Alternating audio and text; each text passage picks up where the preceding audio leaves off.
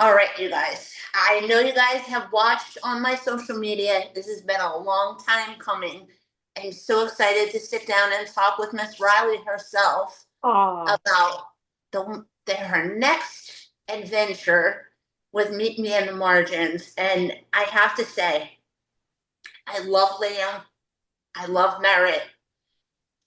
You couldn't have gotten two better people to play the lead roles in this. I agree. I agree. And the funny thing is, I knew Merritt was a part of it, and so and this was my so far my second movie with her. I wrote one for Lifetime. Hmm. Started, and that was great and campy and fun, and she played the bad girl. And so I always love writing for actors that I know, just because it kind of makes it. I can kind of fine tune it to like Hmm. feel when they're going to take a pause and feel when they're going to speed up and when they'll slow down and when they might look to the side. And so I kind of feel that energy. Liam, I did not know, and I could not imagine anybody else, honestly, in that role right now, just because I think he played it so stinking perfectly. I mean, and that was a tough one too, because he wasn't just your average rom com, cute man. He was like so reserved, and then he had to kind of come out of his shell, but slowly, and then he had to be gut wrenching at the end when he's asking her to say basically choose me, and she's like, I'm already chosen by somebody else. Like I already feel that way, not knowing it's him. Like there were so many Yeah. beautiful moments in that, and I'm so excited for Great American, just to have one more solid non-holiday rom-com. Yeah. This one I really feel like is a strong one for them, that and it's different. It's not a normal rom-com that it's not the usual, that changes a little bit with the whole book within the movie. um, Yeah. I just think it kind of takes it up another few levels. So I'm excited to watch the premiere tomorrow. I've seen a rough cut. I stopped myself last night from watching it on PureFlix. I wanted to stream it so bad. And my dad and stepmom had, and I was like, oh man, no. And I watched like the first like 2 minutes, and and then I saw the written by, and I was like, that's it. Turn it off. Wait till tomorrow. And I have some friends. I'm done. Yeah, so I have some friends coming over tomorrow to watch it with me, and it's funny. I There was a few names in the book, and it's funny because everyone always asks like, well, why'd you have to change all these moments in the book that were, and no one knows behind the scenes. It's like things have to go through clearance, right? And there are some moments in the books that in the book that was like specifically great for rom-com PG-13 book. But as you know, this brand of Great American, it's a different brand. And there are moments that do not play that much on television on their network, and which I was always very respectful of and for.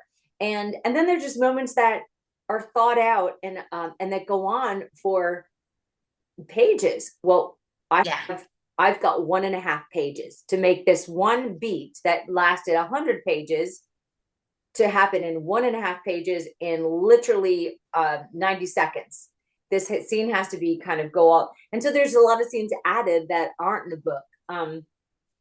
There was some name, we had to change the names almost all the way around, a couple, except for the leads, because it's got to pass clearances and it's got to go through different things. And so you'll love this, because there are two names within the book which her secret editor is saying, like, this doesn't work. This sounds like a guy in an opera, and this sounds like something else. Like, these aren't even normal names. Like, pick better names. And so in the book, I have her pick Riley and Jonathan. So it's funny to hear that like throughout there. I saw that in the rough cut. Like it was funny to hear like, oh, that's funny. So you hear like little bits and pieces like of me. I always try to sneak something in that friends and family will be like, that is totally you. That is 100% something that I would have said or done. Or I try to put like friends' names in it. So that part was fun. But I have never had I have never been like read a book. I listened to actually, because I was on such short time between the fall and Christmas coming out. I had so many projects that I got to be involved with, which was awesome. But I was in very short time to read the book, and I was like, no time to read it, but I can do an audiobook while I drive Oh from. no. I did. Tennessee to New York, man. I was listening to Meet Me in the Margins the whole way, and I was so excited. Like in the first like hour of it, I was like, this could be really, really good. So many changes have to happen. In the book, she talks to herself pretty much through, I would say, at least half of it, if not most of Yeah. it. So how do you can't, that does not you can't transfer that over to a movie and have her just kind of like talking to herself, which she does well, but we had to make it so it kind of was smooth and it was her writing in the book and then saying things she would have said in her mind to her friend or Yeah. to William or to Sam. So it was a good it was fun for me to try because it was something new and I adore Melissa Ferguson and she's so talented. So that was fun to get to adapt something that I truly loved. So I'm excited. I'm excited to see it.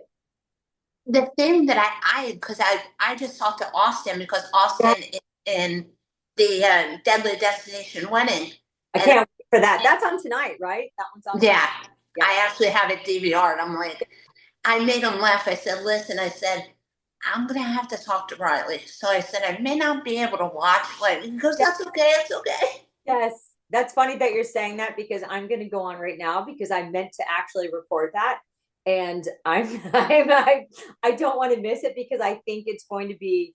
Look, I want to see him anyway. I love to support people that support me, and we can all Yeah, support each other, which is great. But that is hysterical. Okay, I'm going on right now to get it. Let's see. I think it's on Lifetime, right? If I'm not mistaken. yeah. Hmm. Just have to find me my Lifetime and do it. All right, I will go back and catch it at some point because I don't want to waste our time. But I'm No, no, you're good. You're interested. good. But I, I used to read the regular books. Right, Audio has been my best friend. right, I take it when I'm like going out to walk or if I'm like listening to something while I'm in the shower. But right. I gotta ask, like, this is like a best-selling book. Like, Yeah, how did you get connected to, my God, bring it, this whole thing into a movie?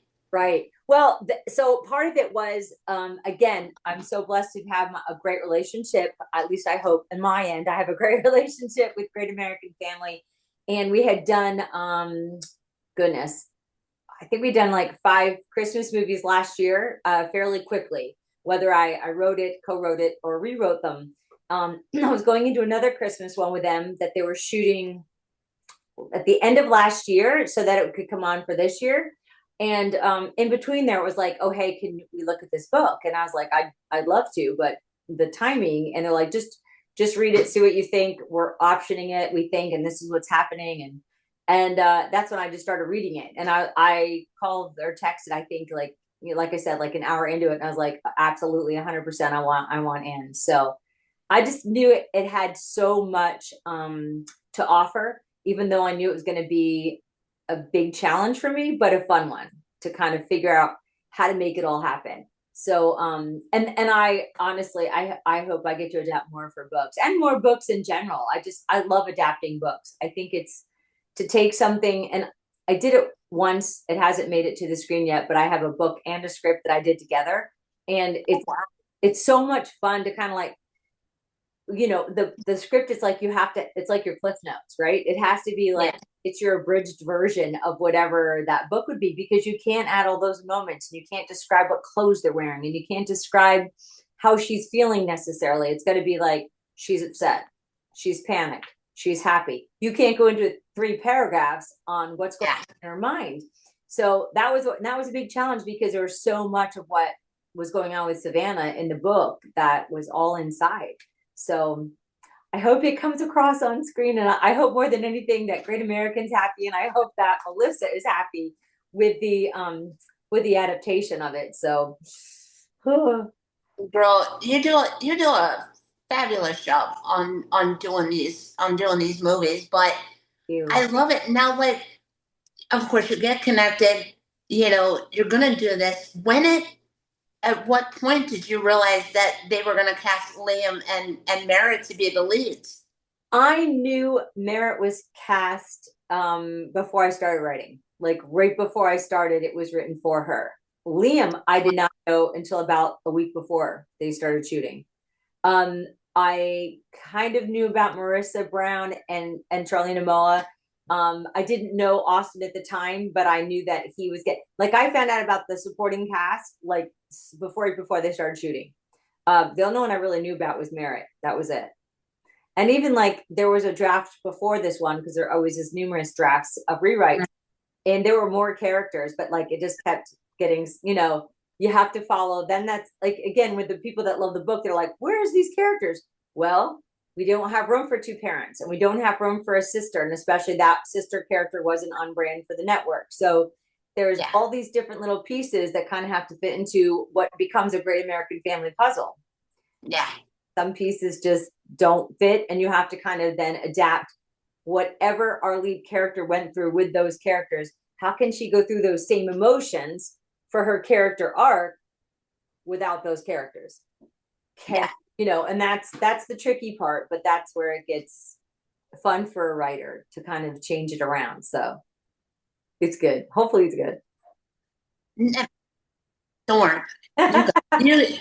You got it. You got this. Thank you.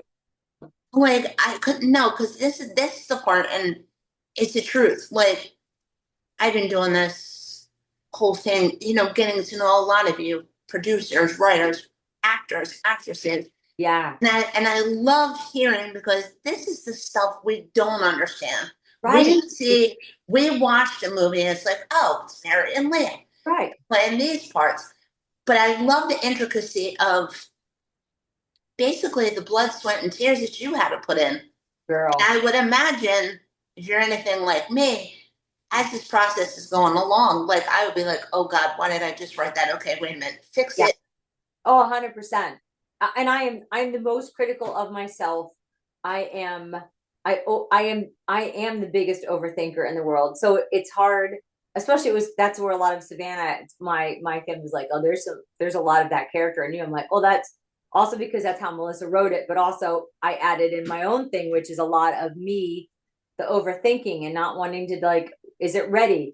And that's and first of all, also thank you for like going behind the scenes and not just showing the actors, because obviously the other hyphen with me as an actor, I love doing interviews for that equally.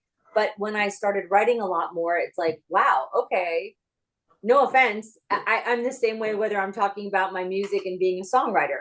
Without those words, I don't have a song to sing, right? Like without the words, then no one has a script to act.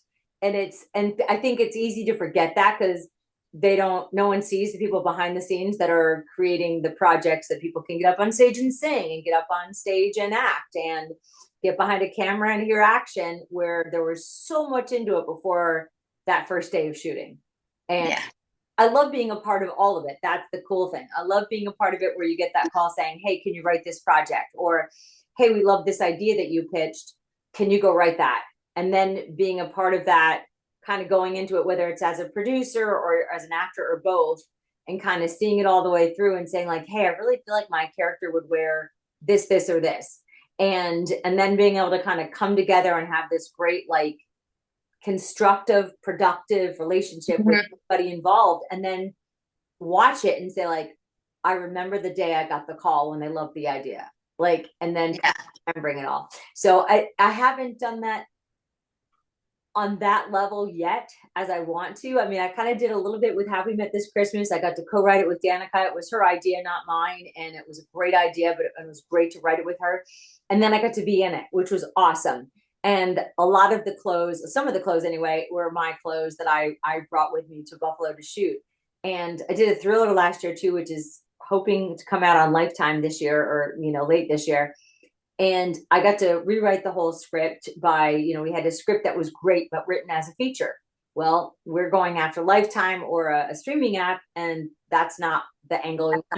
So we needed somebody to come in who knows TV, and I was already casting it. So like, hey, can you rewrite the whole thing too? I was like, yes, sure, great. And then I got producer credit, so I was on set like on my days off, either at my apartment I was with Colin Egglesfield, which was hysterical. We were roommates, and I was rewriting And the scripts, and then rewriting a one for Great American in the middle of the night, in between, going to work as an actress and or a producer. So that was also super fun. Like I love that. I love kind of seeing it through on its entire journey. And look, I'm also grateful to get the call and say, hey, can you do this really quick? You have 1 week to rewrite the whole movie. And I'm like, let's go, let's go, let's go, let's go. And then don't sleep for 4 days, turn it in and actually see how it comes out and be like, yeah, that was great. That was a fun time, and walk away. So it's it's nice to be able to pick and choose, and it's nice to have options, which is, I think, a place where I'm finally getting to, where I have a few options, which is great. And I just like saying yes. I have trouble saying no, thank you. Sometime, I'm sure someday in the future, I have to start saying, like, well, is it doable? Is this possible? Because right now I just keep saying, like, well, yes, no, it is very possible. It's good. Let's add some more things to the hyphens. Let's go. I mean, you do music, you do acting, you do writing, you do it all. It's like when I can't even say like what part in your in life did you always want to do writing? Was writing Oh, always girl, something that no, you love? no, no, no. I would never, it was only acting and then singing. That was it. I just wanted to be in front of a camera or in front of a mic. I would be happy, very content. What could I ever want on top of that? And I was in Los Angeles and I started working as an actress. And then, you start working a little bit and you kind of get typecast as, the goofy girl, the girl next Yeah. door, which is nice. I don't mind doing that. I play a great goofy girl next door, or the quirky little sister, or whatever it was. But at some point, the scripts just got dumber and dumber and dumber. And I'm like, okay, so I can walk in, I can hit my mark, I can roll my eyes, I can say whatever. Why am I saying whatever? Why am I rolling my eyes? Why am I angsty? Because an 85-year-old man who just lost his wife of 23 years or of 63 years can be angsty. He's upset, he's angsty. Why am I angsty? Don't just say, like, oh, it's that time of her, month. That's just dumb. Like, that's a cop out. And that's somebody who it doesn't care about the character development. And that's what kind of got me started on thinking, like, okay, well, and why am I being angsty? And why is this guy acting like this jerk? Like, what has happened in his past to make him like this? And why is this one a people pleaser? What's happened? What is going on in their life that makes them like that? And I started asking more and more questions, which got, we're going to go with the word annoying, I'm sure, to a lot of people. And then I had an agent who said, you know what, if you can think you can do so much better, writers make a decent amount of money, they make a good living, you should just go do that. And I was like, you know what? I'm going to write myself my own script. I'm going to go do it. It's fine. And so I just thought, I had no idea how to do this. I didn't go to school. I didn't read books. I just was like, as an actress, what show would I want to be in? And that's what I wrote. And that just kind of started the ball rolling for me as a writer. And then I spent like many years doing that. And then just going, okay, that little God gut that I have that was like, do this, do that, no matter how it looks, no matter, especially how it looks to everybody else, because it could come off a little delulu, right? When you get that little, I feel like it's my God gut, like that little voice that says, do this, do it now, no questions asked, just go, like, go. Yeah. And that little voice was like, go now, go do this, go to Nashville and focus on music for a while. And I remember it was like, Joe Bob, you're okay. Sorry, I hear crying. Joe Bob, come here. So No, he's okay. he's He's just, all right. just crying in the hallway, just looking for some kind of attention. And so it got a little, my family, I remember saying, like, my sister was still alive. I lost her to breast cancer. And she was still around then. And she was just like, are you insane? Like, mom and dad think you've lost your mind. And I kind of think you have to. And I was like, I need to do this. Like, this is what I have to do. And I mean, I didn't know anybody in Nashville. I didn't even know that when I moved to Nashville, that everyone co-writes. Like, it's not, when I write movies, I go into my cave. Until I wrote with Danica last year, I had never co-written a movie. So, I mean, I go into my office. This is my little background here. And I go into like, I can't even explain what happened. I go into this writer mode where that's all that exists is the voices in my head Mhm. of, I get what you're saying. right, like, of all the actors that are just like saying, this is who I am, this is how I sound, this is what I need to, this is what I need my character to say. And I go from there. And it's a very solitary existence. And it's also probably why I'm single and also don't leave my house unless I'm pretty much looking homeless, well, my dog. And and this is why I probably don't date. But the I just have, that's kind of how I did, and I go until I'm done. I don't, every single day it's the same thing. I don't deviate from every, unless it's something like this where I have, you know, some great interviews to promote a great movie. But other than that, it's very focused and very quiet and very solitary. The but the music, apparently, who knew, people co-write, like two people, sometimes three and four people in a room writing one song. To me, that's crazy, because if Yeah. I write 100 pages by myself, y'all can't write a song by yourself. Why can't it? Takes four people to do this. But what I have learned, and that was my attitude, which I realized quickly, it is a very collaborative kind of a thing. Whereas it's just it's so different writing a song to script. And I can't explain it except, even when I wrote with Danica, like she had her stuff, I had my stuff, and we combined it. And that's we still were working solid, like away from each other, but we did it together. Excuse me. The music is kind of like I came in with my ideas as if I was writing a story, and I come in with the lyrics, which I could hear, and I could almost hear the music, but I can't play. I can kind of get through playing the guitar, my songs, but I can't like just physically come up with chords to come up with a brand new song. Not easily. And if I did, it wouldn't be good. I promise it would not be good at all. And so it was great to walk in with certain people and say, like, hey, how's this idea? And they'd be like, yeah, that's great. What are you thinking? I'd be like, well, I'm thinking kind of like swampy, cool. And then they just start playing. And I'm like, oh my God, yeah, that, which I'll never be able to play.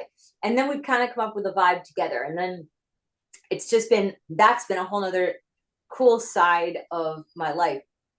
What has gotten cooler is for me to be able to go, I hear a song in my head because of this movie.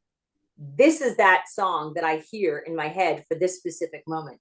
And that happened with Danica. And I don't know if you saw Have We Met This Christmas, but um, it there was a moment at the end and where she and Jesse Hutch get together.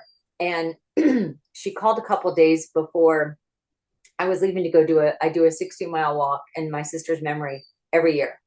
And I was Wow. going to go to San Diego to go do my annual walk with Susan G. Komen. And she's like, everything's good. Like this last cut is good. I was like, but where's the but? She was, we need But we need something at the end. We need a song. Do you have any kind of a Christmas song that we could at the end? And Joe Bob, buddy, you're okay. Bud, come here. Sorry. it's okay. And It's all good. she I just finished recording my Christmas album. I was kind of figuring out what the title should be, but it was coming out like in 2 weeks. I was going to be releasing it on Black Friday, and I was done. Things were mixed. It was recorded. Everything was done. And she's like, I said, I really don't have one that fits what we need. And so she's like, I just want something Christmassy, and I want like that Christmas vibe, and I want this big crescendo when we kiss. And all of a sudden, I was like, how much time do I have? She goes, you can't, like you're going to go do your walk. And I was like, yeah, I am, but just huh, do I have a couple It's accepted. and in that moment I was like, let me call you back. And I called my friend who had produced my whole album, and I was like, what are you doing tomorrow? And I think this was like a Monday or a Tuesday, and I was leaving on a Thursday, and it was a Tuesday. And he goes, what do you mean? I said, can I come record a song? And he goes, for what? I said, the Christmas song, a Christmas song. He was like, Riley, we're already done. Your CD's mixed. It's good. Everything's done. I'm like, hypothetically, if I were to say I might have another song that we could add, what would you think? And he's like, do you know what the song is? I'm like, hypothetically, no. But by tomorrow at 11 a.m., I will figure it out, and we'll figure it out together, whatever I don't figure out. And he's like, you're insane. Like he had other choice words, but I said, just, I'll see you at 11. And I can imagine. little by little, the lyrics came. I had the lyrics, and he was trying to send me music all day. And I kept saying, it's not right. It's not. I said, it's Christmas. I said, I need to hear bells like dun, dun, dun, dun, dun, dun. I said, I know that sounds, I'm not making sense. And I would just keep doing like literally voice texts all day long. And And so finally he sends back like late that night. It was like the bells are do do do do do, and I was like, oh my god, that's the song. He's like, we don't know what the song is. I'm like, we're gonna find out tomorrow. So I remember I have a picture of Pete and I in his studio going like, hi, and doing a selfie and sending it to Danica. And I was like, in the studio, she's like, are you kidding me? I said, look, you might not like it. It came out. I'm so proud of the song because of how it came out. And it was God driven because I had no idea what I was doing. It was, I always say like God writes, I'm just a conduit on anything I do. But this one in particular was like spirit led. It became, it not only went on my album, it became the title track to my album. The album was Oh called my Up, God. and Danica herself like split it and figured out exactly the right seconds and that she wanted. And literally, we have that. And if you ever watch it, the last like 2 minutes of the movie, it comes on. And you hear the bells, the dun dun dun. You hear it when she walks up to Jesse. I got goosebumps even thinking it. And then you literally, when they kiss, it's like the big crescendo when I start singing "Love of Christmas," and it's like I remember like being on the set and it's like me, my aunt and uncle, and then we're watching them like kind of spying on them. And I remember thinking like, if I'd only known in that moment that was so beautiful, like that when it was playing back that we'd hear me singing this song that I wrote for that moment for Danica and Jesse. It's just so cool. And that to me is so neat now to be able to say like, okay, I know as the writer of the movie, I have the vibe. I know what this scene needs. I know what they're trying to say, but they can't say it yet. So if I sang a song like this in that moment, that would be cool. So that's kind of what my goal is to kind of start, yes, being in more of the movies, whether they're my movies or not, and then start saying like, hey, let me read the script. I'll write a song like that will fit whatever, or give me the scene that you need, and kind of like putting more music into my movies and other people's movies, hopefully. So I love that one. In fact, I have to rewatch it again. I love Danica. I it, haven't had, I've so never had really like the chance to, to meet her at all, but she just seems like she's so sweet. she is, and she and Jesse, they could not be better for this movie. It's just, it was such a fun time. It was such a fun existence. It was just so perfect. It was like one of those, it just all came together. And we were like, there was always a time where like, when are we shooting it? Are we shooting it? Is it going to make the cut for this year? We came in pretty close to the end. So it was just always fun to like see something through. And that was one of them. That was great. Oh, well, I love it. Now, Yeah. I mean, like for Meet Me in the Margins, I cannot wait. And Austin and I were talking about Sam and the couple of previews that I've seen. I mean, just awesome. But like, this is the part that I love with talking with people like you, that the writers of it.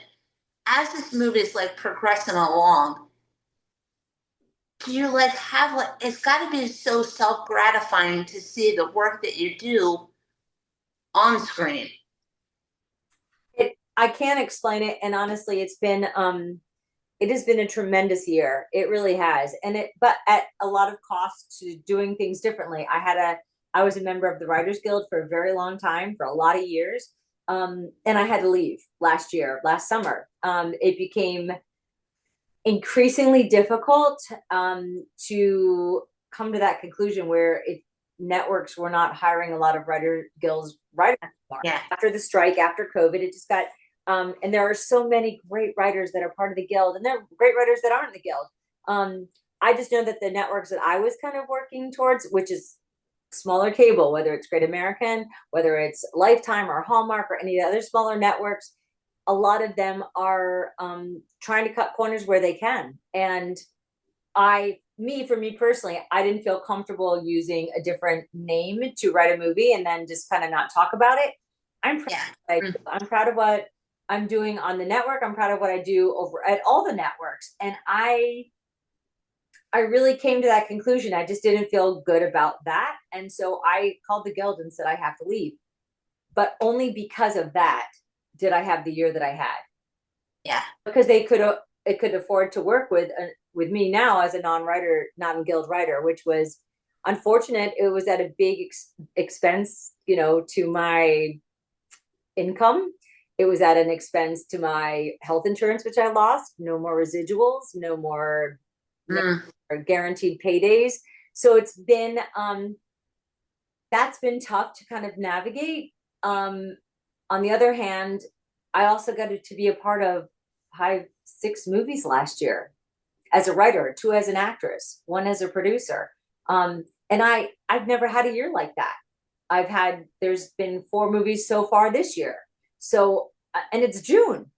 So I'm hopeful that the rest of the year goes great. I'm hopeful for more work as an actress, and that way I can get my health insurance kind of that way. But it has been so gratifying to see not just hard work paid off, but also the risk I took, which I did, leaving the guild, to say, like, I hope this works, because I needed to have some kind of income that I can rely on that will take care of mortgage payments and truck payment and dog Yeah. food for Fatty Pants McGee over here. Like, there was it was a very big decision, and it was a difficult one, but I also knew I wasn't going to get work if I stayed doing what I was doing. And it's that I forget the quote, and honestly, but it's like the definition of insanity. You just keep doing the same thing over and over again. Um, and so it was kind of like, okay, I could keep doing this, but if it hasn't changed for years, I can't wait for one guild, one union job every 2 to 3 or 4 years. Like, that's not going to do it anymore. So it's been but to see it go from A to B to Z to all, Mhm. it's beyond gratifying. It's humbling, it's exciting. And I don't, like I said, I don't do a lot of things outside of my house and outside of work. So the Same. Christmas was fun because I had so many cool premieres, and a lot of my friends and my housemates, we'd all get together and we'd have, like, platters of stuff, and we would just sit there and watch the movie and kind of celebrate that way. And then I'd go back to work the next day. So, but it's so much fun to see them come to their final stop, and get on the screen, and then kind of walk away and go, okay, what's next? Which is good. I have a good feeling. I feel like there's more in store. I hope so. I hope you're right. Your mouth to God's ears. That's what you can only hope for, right? In life in general, you hope you get up in the morning and you're breathing. That's one. You already won the day. Anything on top of that is kind of gravy. And anything on top of that, if I can do what I love, then what is there to complain about? You do what you love, you make enough money so your dog can have chemo. That's kind of where that's pretty much it for me right now. As long as I can keep doing what I love and he can keep getting medical treatment to keep him healthy, everything else is handleable, right? Like, Yeah. it's still exciting. I mean, I am I'm like I said, I'm on a deadline right now for a new one, which would be for Christmas, and we're shooting in July, at the end of July, I think, in Canada. And I'm super excited about this idea, which has gone through many different challenges already. It was on, it was off, it's back on again. So it's been like, this movie in and of itself has been like a crazy roller coaster. So I'm nearing the end on this one, and when you start loving it, which I am in that phase of, like, I like it a lot now, and that's always fun too, because there are some you get and you're just like, I'm doing this because they need it, but I don't feel it the way I should. And I'm sure many other writers are like, I don't care. I just write it. It's good enough and it's there, and good for them. That's awesome. I personally, probably because of the acting hyphen, and maybe also because I freaking love rom-coms, man. I love them. I know they're cheesy. I don't care. I love love. I am forever going to be the girl that is waiting in her office, looking out her driveway, waiting for the carriage to pull up with a horse. Uh-huh. Gonna. Same. I love love so much. I love the thought of love. I love the whole beginning of the love. I love writing love. So for me, I just, when I'm not attached to it, I'm not attached to the outcomes. I know what it's going to be, and I'm phoning it in. Like, I will stop my own self and be like, no, go back, erase it, start all over again. Like, I have done that So many times because I know it's not there. Or I'll sit here and stare at the computer literally for 3 days and not write a sentence because I'm just waiting for when that. And a lot of writers are different. A lot of writers be like, I just start writing, I make myself write anything, and then I'll just go back. I will not. I cannot. I know when it's time, God will be like, girl, this is it. This is what you're writing. This is that thought, go. And then I'm like, okay, that's it. It might be me staring at the computer when that happens, or it might be me walking like homeless in my pajamas, literally up and down my street in my neighborhood. I don't think listen, when I have a show and I get did up and I have my hair done, when I see a neighbor, I love their reactions because they're like, "Oh my God, girl! Oh, Riley, wow!" I'm like, "Yeah, no, I have a show tonight. That's I'm dressed. I got me a bra on. Okay, got me some cowboy boots on. Hair done." But otherwise, they're like, "Oh, there she is." And I swear, I'm sure some of them are like, "Let's just make sure she has a home to go back to," because I am randomly walking around the neighborhood at all hours, like literally in pajamas, like if I have my leggings on and my workout shirt in the morning, they're like, that's somewhat normal. But after that, once I'm done working out, it's back in pajamas and I'm in comfy mode so I can write. But I, my dad will remind me that's one of the very strong reasons I'm still single, but that's okay. I'll meet my prince and he won't care that I wear pajamas. That's the way I feel, girl. That's the way Right. I feel. Seriously. Be with that guy that's going to need you all did up. I don't want that guy that's going to expect that every day. You're not going to get it No. ever. You're going to get it once a month if you take me on a date, and once every 3 months or so when I have a big show. That's where we're looking. That's just how it's going to be. What you see is what you get. Mm-hmm. Mm-hmm. Same. Yeah. You know, for this one, Yeah. I want you, I know this is probably going to be hard. Go ahead. Some like two moments, must see moments for us as the viewers when we watch Meet Me in the Margins. Okay. One, immediately I know it. I think I have two. The one, it's a longer one, but the moment, every moment with Merritt is amazing. There's a moment when she is at the end and she's talking to one of the two men that it could be. And in her conversation, she's realizing that she got it wrong. And it's that moment in her face where she's like, oh my gosh. But at the same time, in another room, the guy who was the one in the margins writing all these secret notes to her all along, who put his heart on the line and asked her to, like, would she ever consider someone like give them a chance? And she said no. Like, he's at that point reading in the margins, realizing that she didn't know who it was when he asked. Oh, And so in that moment, it's like her realizing it in a different moment, in a different scene with somebody else. And it cuts to him going, she didn't know. mm. She didn't know. And then in that moment of them like coming together, I love that moment. That moment is so beautiful. There's the other moment I already brought up, and it's Liam too, where he asks her, would she ever consider, would she ever think that they could ever be something, if she'd ever consider giving them a chance. And he's so vulnerable and he's so raw. And she's just like, I feel chosen by somebody else. I'm sorry. And it is gut wrenching because he puts himself on the line and he's like, please pick me, choose me. And she's like, I'm sorry, I feel chosen by somebody else. And it's so sad. It's so sad and it's so beautiful. I love this. And they're both kind of towards the end.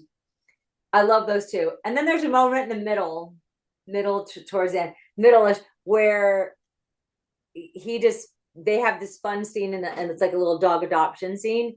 And it's them being fun. And you don't see that. And that's a really good moment too. It's got to be like as you're talking, Yeah. because I've done some writing, but as you're talking, it's got to be so because you write these words down on paper, but to see it two unbelievable actors Yeah. bring it to life, it's got to be like whoa. Yeah. It's so it's so fulfilling, you know, it's so fulfilling. I mean, I love doing every aspect of it. There's not a section, even the rewrites. No one likes rewrites, but at the end of the day, you know you're giving the network what they want, and 9 times out of 10, it always turns out better. It doesn't matter. Like this last what we just found out this movie was coming back on again. I was like, it's going to change again, and there were changes, and it took a good few days for me to kind of get with the program.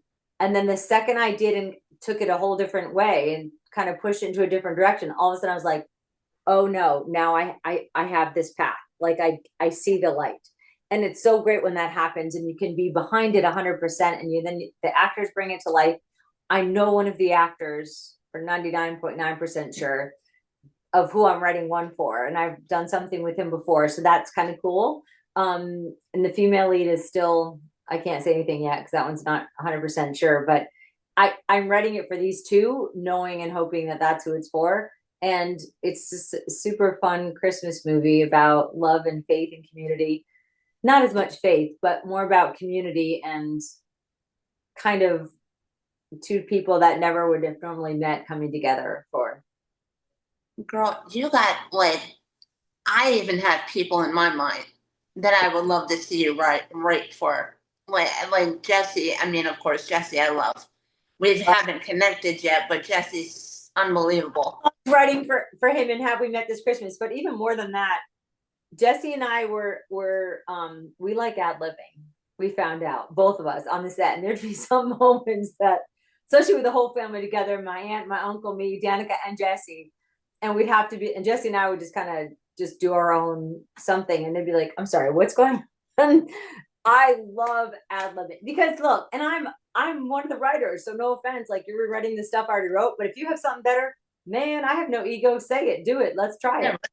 Let's go. And that was fun. Jesse and I had a lot of fun in our scenes, um, just kind of playing off each other. So I would love to write. I'd love to write one for him that I knew up front. I'd love to work with Jesse as an actor again. We just had a blast. There are so many actors I want to work with, and there's so many like I I've got a couple of new Christmas ones that are being read and looked at, and I wrote that specifically for me, Rob Mays and John Stoddard, and it's a music based. Love him. Yeah, and I was like, this is a music based one. This is where we should shoot it. This is what we should do, and so you never know. Like if one of them was busy doing something else, obviously we have to go somewhere else. But like there are projects that I have that I'm attached to that I'm like, no, I'm attached to these, and I love these people. If we could get them like involved, so it's gonna. I think it's gonna be more and more fun too to start writing more projects that I can be in, and then also like work with my friends, which would be amazing. No, I told Jonathan when I talked to him the last movie that he had, when Jesse, him, all of you guys did that Christmas surprise for that woman. That was so much fun. That was yeah, because John was in town to do a Bluebird show I did, and I asked him to join myself and Rob, and and that would just happen to be like the next. We were all hanging out after the show, and that came up, and we're like, let's do it. Like that was fun. So that was a beautiful afternoon. That was really special. Yeah, I told him, I said, I probably would have had a worse reaction seeing you come to my front door. Yep. But It was so great that she was so grateful, and it's just it was funny because we were going to do something else that day, and but this was more important, and I just knew it, he knew it, we all knew it. It was a really beautiful thing.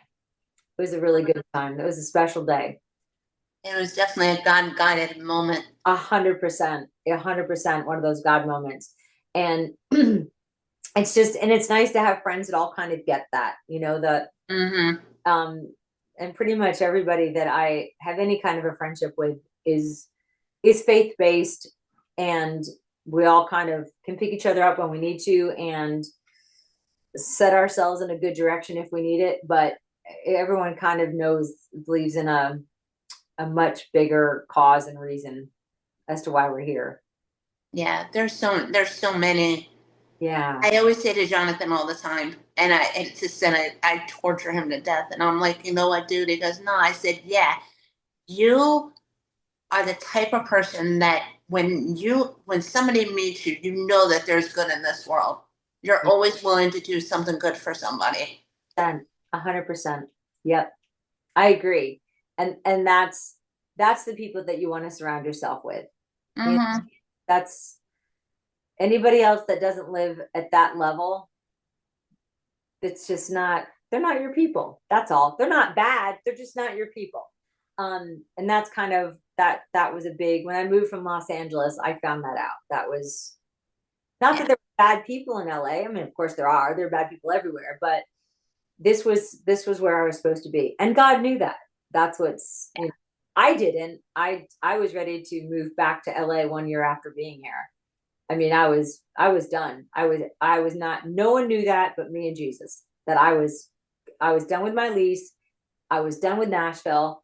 I hadn't met that many people except a few songwriters, and I was moving. And the one thing that happened, I had rented a house. The house ended up getting robbed one day when I was writing a song. Crazy story, and I won't even get into it, but like all those things, like I should have been there, I should have been home by then. It all worked out differently. Where the guy that actually did my Christmas album, he had said, hey, you're having a bad day, come have some food with us, or meet us at this restaurant, come have some of your favorite french fries. Like it was, I should not have been there. And I ended up yeah, going there to like kind of get out of my own way. And when I came back home, I saw glass was broken in the back of the house. And I lived on a hill, so you couldn't tell until you drove up this long driveway, like until you got there, that something had gone wrong. And the house was pitch dark because I was supposed to be home, and no lights were on it. I saw the broken glass, and I was like, "Oh dear God!" And I was on the phone with my mom, who was screaming like, "Oh my God, oh my God!" I'm like, "I have to call the cops right now. Like something's bad." And then the police came and stuff, and they realized they had taken TVs. They tried to take a huge big screen. They couldn't get through it. Like all they had to do was like undo the deadbolt. That's how dumb we were. But we won't talk about that. And stole like jewelry, like costume jewelry, but like the cross I was christened in, like things that would mean nothing to somebody else. And they probably threw that necklace out because it wasn't worth anything. But to me, it meant everything. And but left a laptop that they didn't see, with all my banking information, left company checks right next to it. Like there were things like it was, I was lucky. What happened after that is what was changed the entire trajectory of my future, because everything's really big on like people helping people in Nashville. And if there's somebody gets sick and they need help with medical bills, we'll have a fundraiser. Like we'll just go play some songs and people pay and buy tickets and donate. And it was right before the holidays, and there wasn't, at least back then, a ton of money just free flowing in Nashville between songwriters. And somebody said, hey, can you play a benefit? And I was like, look, I can't even play the guitar yet, and my guitars were all stolen, that ones that I was going to learn how to play, and I had two of them.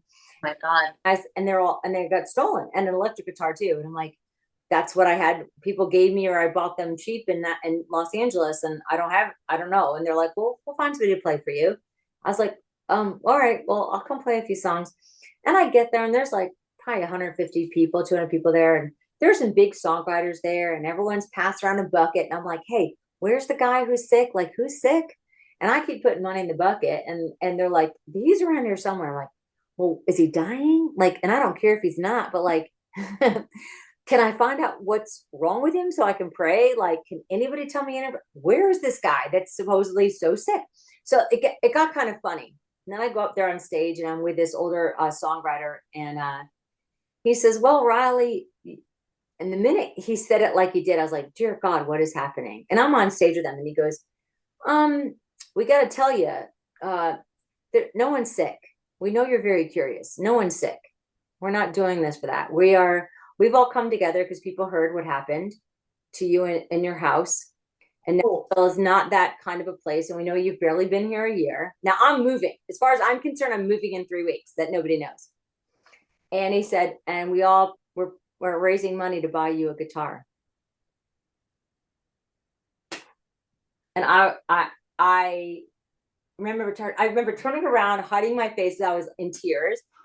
And they had raised that night like $450, $500, like a decent amount. And Ken Blasey, who has written like number ones, like if you listen to country, or Garth Brooks, like "Ain't Going Down Till the Sun Comes Up." He wrote that song. He wrote Yeah. "If Tomorrow Never Comes" for Garth Brooks. He wrote "All I Can Think About Is Getting You Home" from Chris Young.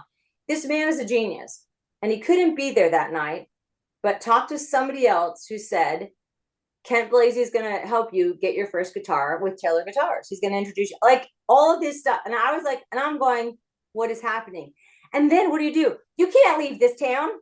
I couldn't leave this No, town, right? And all of a sudden I was like, I can't go home. And it's funny because look at the hat I have on. I don't know if you can see it. It's the state of I Texas. love it. And I didn't even think about that when I wore it. And I haven't thought about this story in so long. It's funny. And I called Kent and said, "Hey, you don't know me. My name's Riley." And he's like, "Riley, you're the one that had the house robbed and all your guitars are gone." I said, "Yeah." He goes, "So call this lady at Taylor Guitars. They're gonna hook you up. Just have to pay like 50%. They'll talk to you." Well, and he's like, "Do you know?" And I said, "The funny thing is, I can't even really play a guitar." And he goes, "Oh, you need to learn. And when you do, and you have your first Bluebird show, I'll come play." I was like, "Oh my God." So and then I was like, I toured a little bit, talked to people, and I was like, if I'm going to really get a good show, like I got to open up for Lee Brice and Montgomery Gentry and play the Bluebird and stuff. I knew I needed to learn how to play. So I taught myself just stupid chords. I taught myself by watching other people and, playing guitar on stage, but my volume was always turned down and somebody else would always play for me. So I could get the vibe and start learning.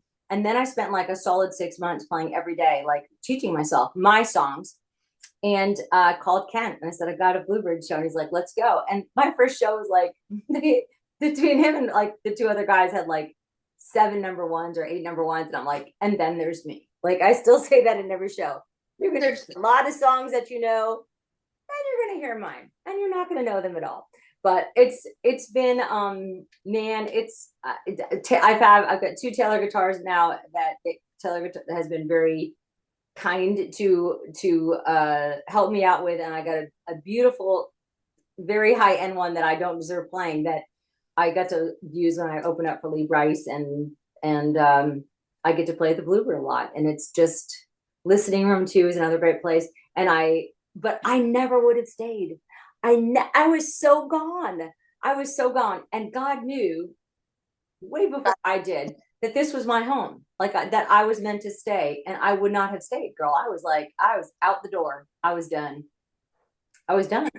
You sound like me. I would have done the same thing. Yeah, No, I'm going. No, no, done. I'm done. I had given it a fair shot. I gave it 12 months, and I was done. And nobody knew that except me. Not even my family didn't know how much I was like done with Nashville. And until that moment, and then I was like, okay, God, I got the message. Like, I I meant to be here. Yeah. It's that little voice. Sometimes it's so small and you can barely hear it. It's more of a feeling. And sometimes I'm like, wham, kicked upside the head. I'm like, okay, I hear you. Like, did you really have to rob my house to get me to here? Apparently, Get it. yes. Apparently, yes. Uh, and that's the kind of stuff I live for. Like, those moments of getting that little nudge to call somebody or send them a note and saying, "Hey, we should be friends," and or whatever that is. Like, it's just I love those little moments in life. I'm telling you, I gotta tell you a quick one. When I first started with all of this, I was out on the red carpet in Hawaii for the premiere of Hawaii 5 Never had, I mean, I always had like, I had some journalism when I was in college, but never really. I mean, what the heck do you do? What the heck do you know? What do you want to do on the first year of college? So, Literally. so it was funny. I went out to Hawaii. There was a radio show. A woman asked me, and I'm thinking to myself, what the heck does she want me to go on a radio show for?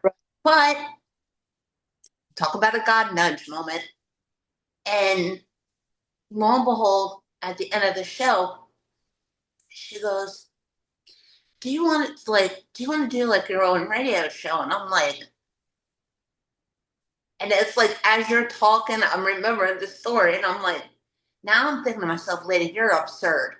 Like, I have no background to this. I don't know what I'm doing. And like, first off, who in the world's gonna want to talk to me? I mean, like, no reps are gonna want the reps are gonna be like, yeah, sure. And I remember talk about having, the moment like you're like, that's it, I'm done. I'm like, I Yeah. literally sat on my sofa, no joke.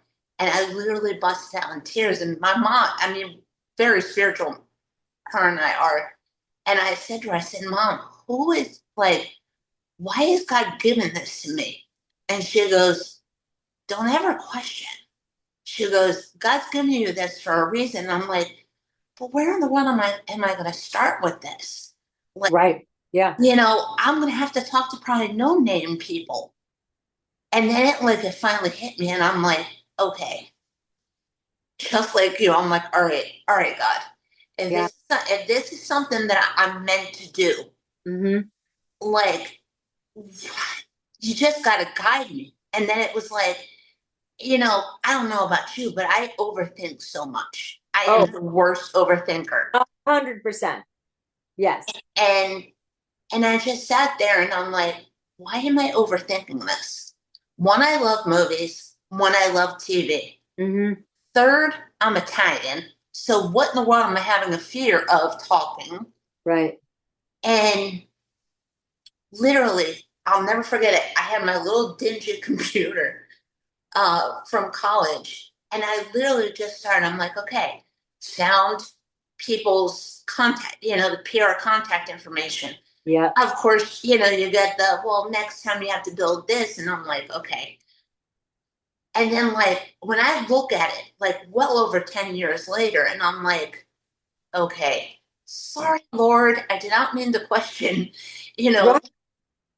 something that you gave me, but Right. it's like there's so many different friendships, and I love it. See what you said, and it touched my heart. I love sharing those stories, whether it's from actors or actresses that have done movies Yeah. to people like yourself, because with, of course, with the actors and actresses in the movie, we don't have those movies if it's not for you guys. And that's the part, I mean, like, that's why I think like I continuously, do it because it's like I want to share these stories. I love hearing your stories of how God nudged you.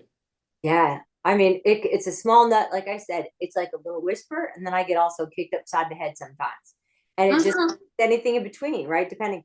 And then I was like, I'm like you too, like that story about the radio, the lady that said you should have your own show. Like I feel like every time I hear another story or somebody else, whether it's me or somebody else hears it, like I am I'm trying to think of the right word. I I get like it's a testimony, right? And it Yeah. reminds me if I and I usually hear stories like that when I'm second guessing, doubting, overthinking, and I'm reminded, right, that like, oh wait, it might not be in my timeline right now, and it might not be happening as I want things to happen right now, but God's always showing up. I might not see it. It might not be in the way I think it should be, right? But I'm watching how God is working in other people's lives. And I think when we can spread that to people, I mean, man, what a nicer world we have. It's like instead of spreading the hate and just start spreading like love and joy and these little moments of faith, these little blessings, these little, Hmm. and spreading that little, like threading that through our lives.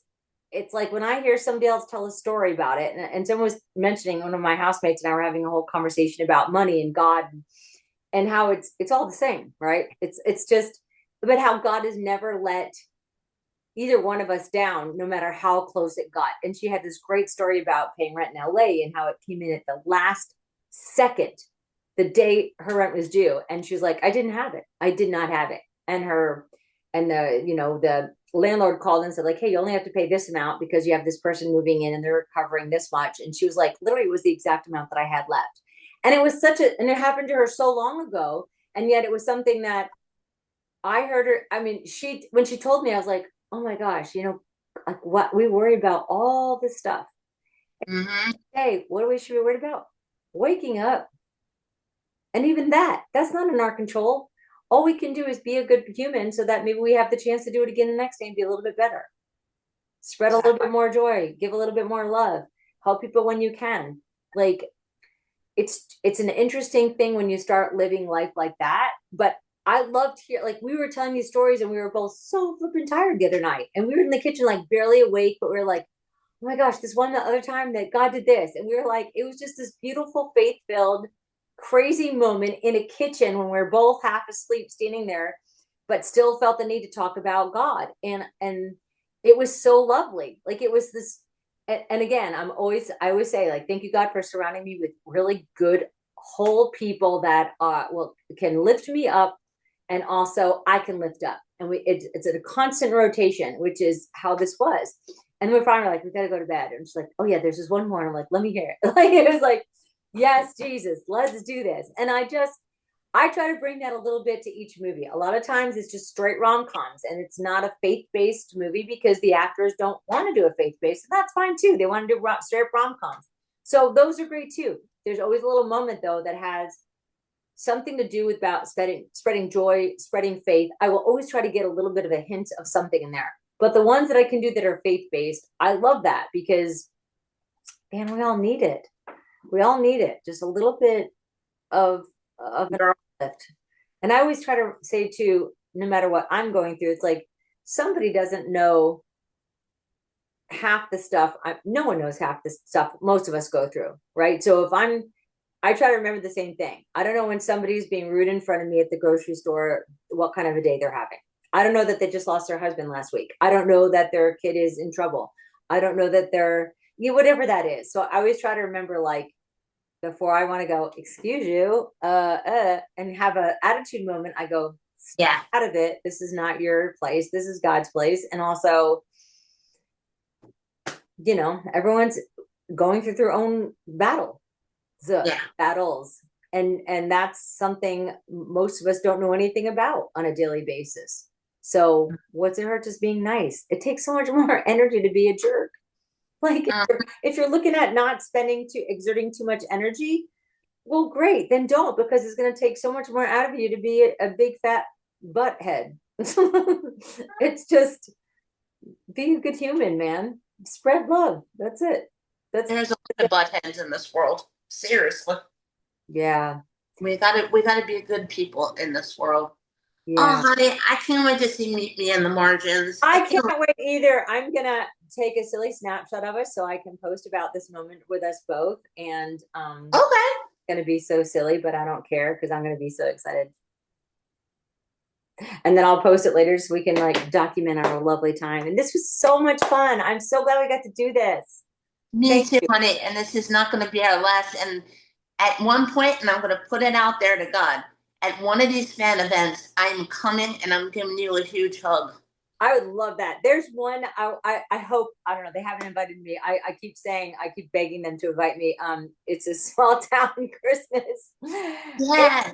in July, and it's like this. It's so cute, and Christmas in a small town, and it's at the end of July, and so many of my friends are going to be there, and they're like, hey, I said to them about a new movie. They're like, this is so great. I'm like, see the movie, but also if you need somebody who's a multi hyphenate to come talk about a panel or sing a concert, I'm your girl. Like I want to go there so bad because I live for those events. It's like so great to like see people that I talk to all the time online and be like, oh my gosh, like I've done a few. I did some with Rama Drama, which were great, and they are just they're life changing for me. Yeah.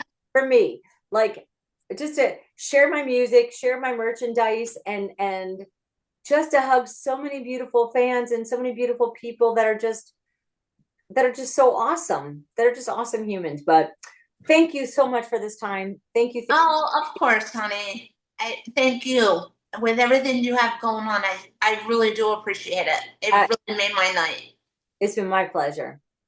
Take care, honey, and you give my baby an extra hug for me. Will, thank you for your prayers. He appreciates it, and so do I. Thank you. Always, honey. I will talk to you soon. Okay. Take care. Bye. Bye.